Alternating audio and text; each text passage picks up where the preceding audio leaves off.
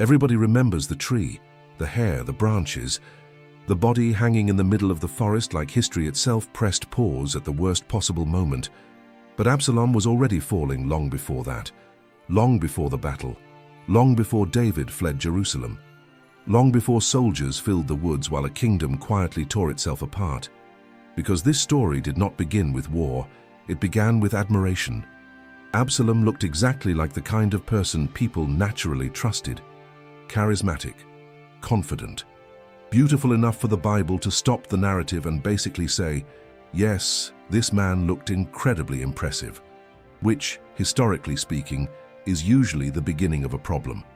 Because in Scripture, when appearance becomes part of someone's identity introduction, disaster is normally waiting somewhere nearby. And Absalom knew people noticed him. That was the dangerous part. He was David's son, but unlike David, Absalom did not grow up overlooked. David started as the shepherd nobody considered important, the teenager carrying supplies while older brothers looked more qualified. Absalom entered life already visible. People admired him before he had accomplished anything significant. And over time, admiration stopped feeling pleasant. It started feeling necessary. At first, it did not look dangerous. It looked like confidence, perfect appearance, natural charm, public attention increasing almost automatically wherever he went. Modern people would probably call him leadership material, or someone born to influence, or the guy everybody immediately trusts because he speaks calmly and owns expensive-looking sandals. And honestly, that was the problem. Because sometimes a person looks prepared to lead simply because nobody has seen their ego functioning yet. And ego always enters quietly first. It rarely arrives screaming. Usually, it arrives polished, well-spoken, carefully maintained. Like Absalom's hair, apparently. The Bible mentions his hair often enough that ancient Israel unintentionally turned part of this political tragedy into a shampoo advertisement. But the appearance mattered because the image mattered. And the image mattered because Absalom increasingly needed people to see him a certain way.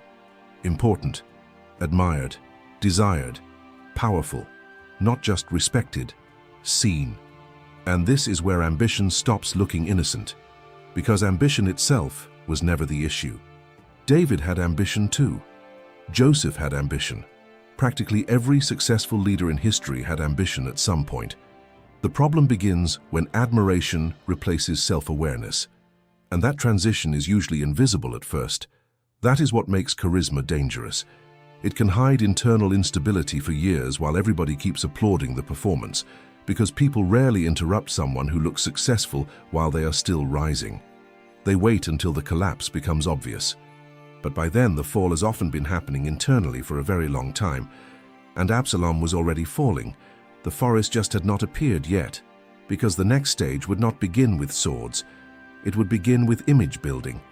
Absalom did not steal the throne first, he stole perception. And honestly, that is usually how these things begin, not with armies, not with violence, not with dramatic speeches during thunderstorms. It starts quietly, a conversation here, a complaint there. A public figure acting unusually relatable for very strategic reasons. And Absalom was extremely good at it. While David ruled from the palace, Absalom positioned himself somewhere far more important, near the people.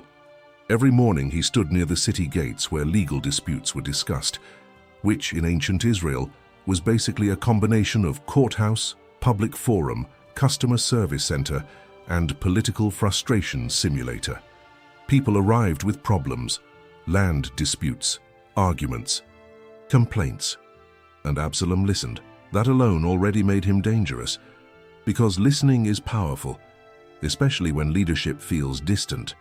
He greeted people personally, asked questions, acted accessible, and then came the subtle part. Whenever someone explained their case, Absalom responded carefully, "You're right. Your concerns make sense. Someone should help you." And then he added the poison. "But the king has nobody assigned to hear you." Small sentence, massive effect. Because Absalom was not openly attacking David yet. He was doing something smarter. He was slowly repositioning himself as the emotional alternative. Modern politics does this constantly. A person acts like the solution long before anybody officially admits there is a problem. And if they do it well enough, public frustration starts attaching itself to the new personality instead of the old system, which is exactly what happened. Absalom created a parallel kingdom before he ever touched the throne. Not physically, emotionally. That was the real rebellion. And the scary part is how polite it looked. No screaming, no obvious revolution, no public declarations of war, just calculated charm, the kind that makes manipulation look like empathy, which, to be fair, is manipulation's favorite outfit. The Bible says Absalom would greet people warmly and kiss them as they arrived. Ancient political branding was apparently extremely physical, but it worked, because people felt seen around him, and once someone becomes emotionally associated with understanding the people, influence grows frighteningly fast, especially when the actual king starts looking distant by comparison. That was Absalom's strategy, not confrontation, contrast. David looked older, more tired, more removed from daily frustrations. Absalom looked fresh, available, interested, like every politician right before winning an election and mysteriously disappearing afterward. And slowly, perception shifted. The throne still belonged to David, but emotionally, parts of the nation were already moving toward Absalom. The hearts of the men of Israel were stolen by Absalom. That line sounds poetic. It is actually terrifying, because the government had not collapsed yet, but trust was already relocating. And once public trust starts moving, institutions become unstable very quickly, especially when charisma is involved. That is the uncomfortable thing about popularity. It grows faster than wisdom. And eventually, people start confusing approval with permanence. Absalom was beginning to believe the admiration surrounding him. Not just enjoy it, believe it. That changes a person. Because once somebody starts treating applause like proof of destiny, limits begin disappearing one by one. Correction feels offensive. Patience feels unnecessary. Humility starts looking weak, and confidence slowly mutates into entitlement. But the rebellion still looked beautiful from the outside. That was the trap, because the most dangerous collapses rarely begin with obvious destruction. They begin with somebody becoming addicted to being admired. And Absalom was no longer building influence, he was building identity around it, which meant the next stage would become much more dangerous. Because eventually, admiration stops being enough, and that is when people start wanting replacement. At some point, influence stopped being enough for Absalom. Admiration has a strange side effect. The longer people receive it, the more normal it starts feeling. And once admiration becomes normal, ambition immediately starts looking for a larger room. That was the moment the situation changed, because Absalom stopped behaving like an alternative. He started behaving like a replacement. Quietly at first, carefully, but the shift was happening. The man standing near the gates listening to frustrated citizens was now building something much larger behind the scenes. A movement. Followers increased, support expanded, conversations became alliances, and slowly what once looked like popularity started looking suspiciously close to a parallel government, which is usually not ideal for national stability, especially when your father is still technically the king. But Absalom no longer saw himself as David's son. That identity was becoming too small for him. And that is one of the dangerous things about unchecked ambition. Eventually, gratitude starts feeling limiting. Absalom gathered supporters from across Israel, influential men, political allies, people attracted to confidence and momentum. Because momentum is persuasive, human beings naturally assume that fast-growing things are correct. That explains social media trends, financial bubbles, and approximately half of history's terrible political decisions. And Absalom's rise looked unstoppable. That was the illusion. The rebellion had not actually been tested yet, but success arrived early enough to make everyone overconfident, especially Absalom, which is dangerous. Because confidence without resistance eventually mutates into blindness, and Absalom was becoming blind very quickly. The conspiracy expanded until David finally received the message, "The hearts of the men of Israel have gone after Absalom." That sentence hit like political lightning, not because David feared battle, David understood battle. He had spent years surviving wars, enemies, assassination attempts, and the emotional instability of King Saul. The frightening part was different. The nation was emotionally shifting away from him. That kind of collapse begins long before soldiers arrive. And David understood something Absalom did not yet understand. Crowds are unstable, very unstable. A crowd cheering for someone today can disappear tomorrow with terrifying efficiency. But Absalom had not learned that lesson yet, because he had never truly fallen before. The applause came too early, and applause is dangerous when it reaches someone before maturity does. Because eventually a person stops asking, "Is this right?" and starts asking, "How far can this go?" That was the transformation happening inside Absalom. The rebellion no longer felt risky to him. It felt inevitable, which meant caution disappeared, humility disappeared, limits disappeared. The movement around him became an echo chamber filled with agreement, excitement, and momentum. And echo chambers are incredibly efficient at manufacturing false certainty, especially for leaders. Nobody around Absalom wanted to slow him down. That is another dangerous thing about charisma.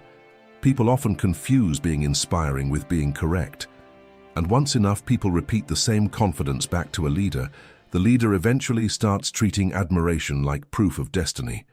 Absalom truly believed he was rising, but in reality, he was accelerating toward collapse. He simply could not see it yet because the rebellion still looked successful from the outside. The strategy seemed brilliant. The support looked massive. The momentum felt unstoppable. Public approval was high. Internal stability was another conversation entirely. And this is the uncomfortable thing about applause. It rises very quickly for people who never learned how to fall. And Absalom had never learned. Not really, because the next stage would finally test whether popularity could survive reality. And reality was already waiting in the forest. The forest did not destroy Absalom. It simply interrupted someone who was already collapsing. By the time the battle finally arrived, the rebellion already carried the kind of overconfidence that usually appears right before history becomes deeply embarrassing.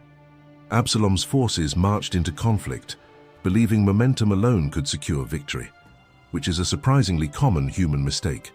People often assume success automatically continues forever once it starts moving fast enough, until reality suddenly introduces consequences with absolutely no concern for personal branding.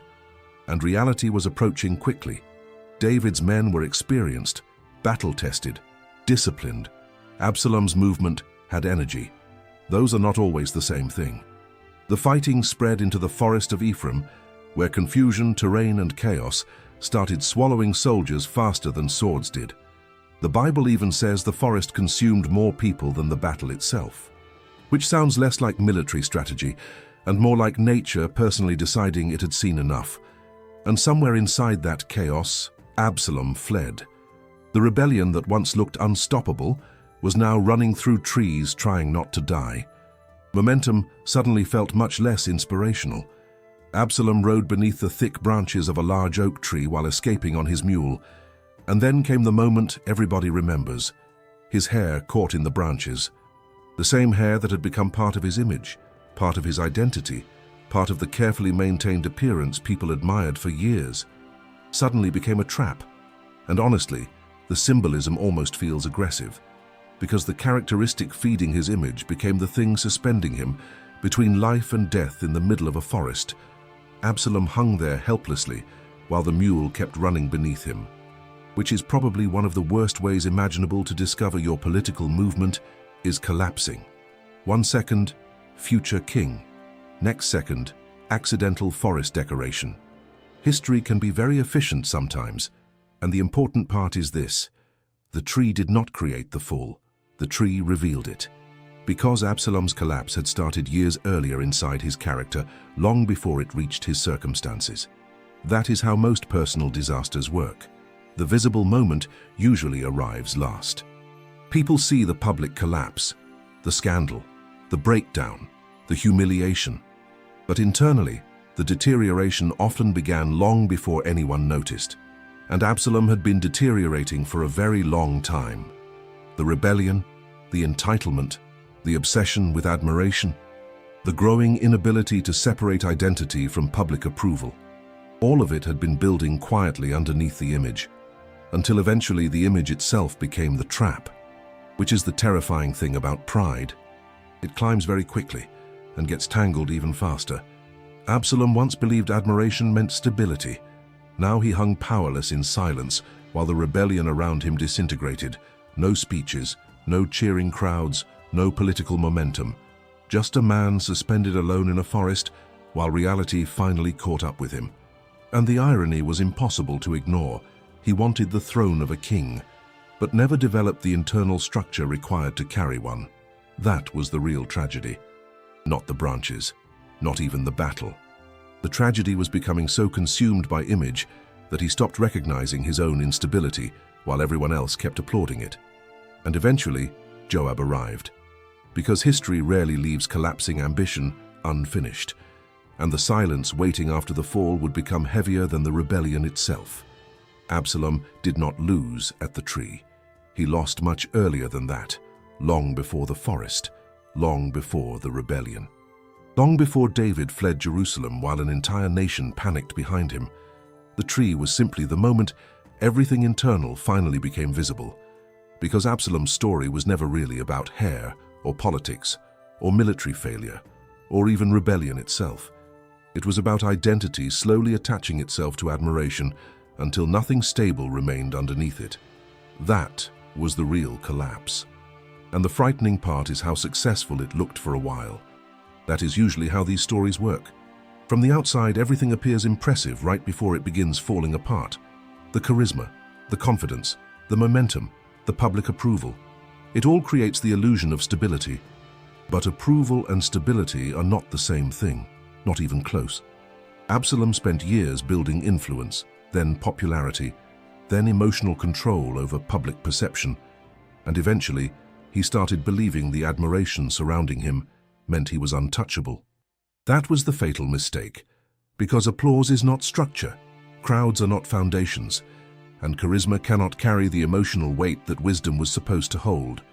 But Absalom kept moving further into the image people admired, and slowly the image replaced the person underneath it. That is what made the situation dangerous, not ambition itself. Wanting leadership was never the real issue. David wanted leadership too. The difference was internal structure. David failed many times, but suffering had forced him to develop humility, patience, restraint, and dependence outside himself. Absalom mostly developed visibility, and visibility without internal depth becomes extremely fragile once pressure arrives, which it always does eventually. That is the uncomfortable thing about public admiration. People often mistake being celebrated for being prepared. Modern culture does this constantly. A person becomes famous quickly, successful quickly, influential quickly, and suddenly everybody assumes emotional maturity arrived at the exact same speed. It usually does not. Sometimes success grows faster than character, and when that happens, collapse becomes a timing issue rather than a possibility. That was Absalom. The applause rose faster than the internal structure required to survive it, and eventually the gap became impossible to hide. That is why the tree matters so much in the story, not because it caused the tragedy, because it exposed it. The rebellion, the entitlement, the obsession with admiration, the inability to separate identity from public approval. All of it had been growing silently for years before a single branch entered the story. And in the end, the irony became almost unbearable. Absalom wanted the throne of a king, but he became trapped by the very image he spent years protecting. The appearance, the admiration, the public identity. The thing feeding his rise eventually participated in his destruction. And that is the terrifying thing about pride. It rarely looks dangerous while it is growing. Usually it looks impressive, confident, successful, convincing, until suddenly reality interrupts the performance. And by then the internal collapse has often been happening for far longer than anybody realized, including the person falling. Absalom did not collapse because of the tree. The tree simply revealed how long he had already been collapsing inside.